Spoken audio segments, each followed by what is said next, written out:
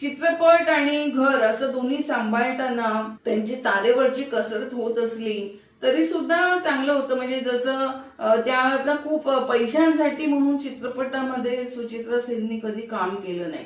त्या कायम चित्रपट कोणता आहे, दिग्दर्शक कोण आहे, प्रोडक्शन कसं आहे, त्यांची भूमिका कशी आहे, या सगळ्या गोष्टींचा विचार करून नंतरच त्या एखादा चित्रपट साईन करत असत.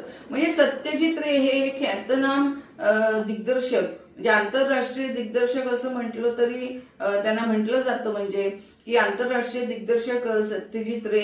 मात्र त्यांनी एक चौधरानी म्हणून एक चित्रपट करायचं ठरवलं होतं सुचित्रा सेन यांच्या बरोबर.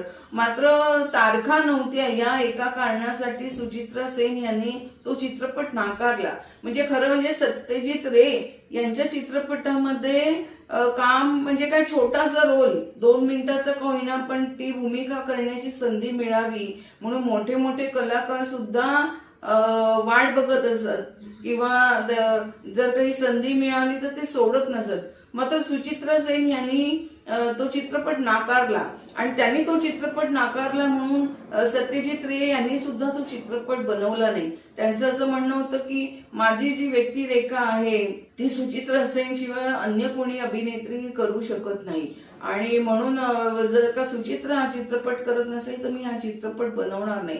सुचित्रा सेन यांचा जसं मी म्हटलं की अतिशय संयमी आणि गंभीर पद्धतीचा अभिनय त्यांचा असायचा. म्हणजे त्यांची तुम्ही हिंदी चित्रपटांमध्येही बघा त्यांच्या किंवा बांगला चित्रपट बघितले तरी बघा, त्याच्यामध्ये ना संवाद त्यांचे फार कमी असायचे. मात्र त्या आपल्या चेहऱ्याच्या एक्सप्रेशननी आणि देहबोलीतून आणि डोळ्यातून त्या अभिनय करत असतात.